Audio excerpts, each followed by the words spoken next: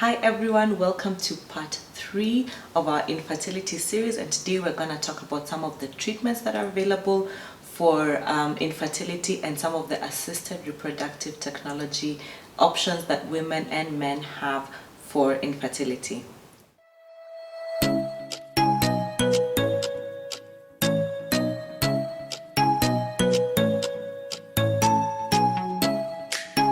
Now let's get into the part that I know you've all been waiting for, and that's treatment. You want to know, okay, yes, now that I've been diagnosed with infertility, what is the possible treatment that I can receive? And honestly, treatment really depends on what condition you've been diagnosed with. For example, if you have polycystic ovarian syndrome, your gynecologist may want to regulate your periods first, possibly put you on minocytal therapy, and then give you ovulation induction medication such that they force your ovary to ovulate, because with PCOS it hasn't been ovulating. If you have, for example, hyperprolactinemia, high prolactin hormone, your gynecologist may want to give you medication that will lower your prolactin levels.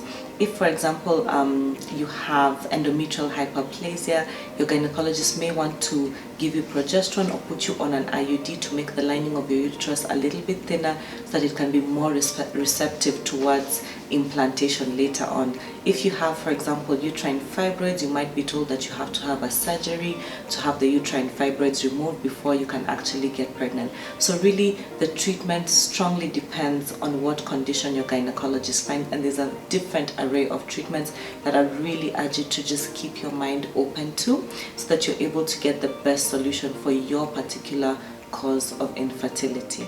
So I want us to talk about assisted reproductive technology, and this is any time when your gynecologist helps you to get pregnant because you cannot conceive naturally. And there's so many different methods of conceiving, but the one that I really want to talk about is IUI and IVF. IUI is intrauterine insemination, and this is where a woman has, for example, a partner who has insufficient sperm or low sperm levels, and then we take their sample, we concentrate them, we force the woman to ovulate through medication, and then we literally put the sperms into the uterus so that we decrease all the work that's involved around reproduction and to assist the woman to actually get pregnant. So it's an insemination procedure. Now we do have in vitro fertilization, and this is a process where we once again make the woman ovulate through medication.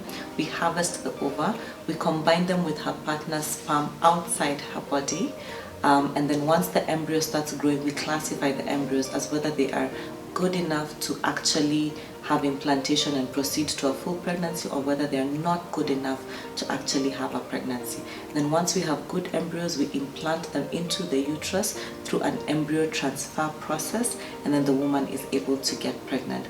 Now, in vitro fertilization in Kenya costs a lot of money, especially per cycle, but it's a really good way for couples that are struggling, especially with blocked tubes or low sperm count or other issues that really do require in vitro fertilization.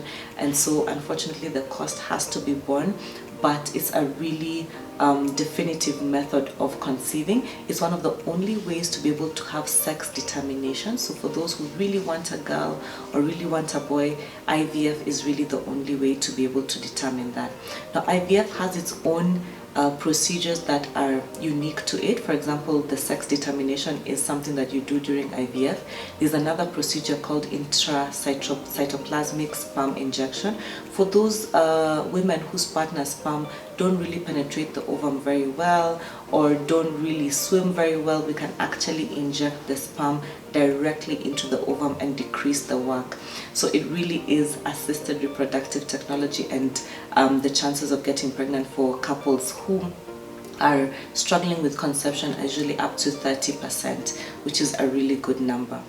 One of the other ways to have assisted reproductive technology is actually embryo or oocyte or sperm donation, and this is for partners who are either unable to produce sperm or unable to ovulate, or just need an embryo donated to them, such that the female partner carries the embryo that has been either donated to her or uses her own oocyte to fertilize with another partner's sperm or another partner's oocyte with her partner's sperm, and then she chooses to carry the embryo. So there are very many different combinations to that. And of course, last but not least, adoption. Adoption is actually a solution to infertility, and it's a really charitable and noble solution, and something that many people should consider, especially if they do not want to go through assisted reproductive technology, or if assisted reproductive technology fails for them several times.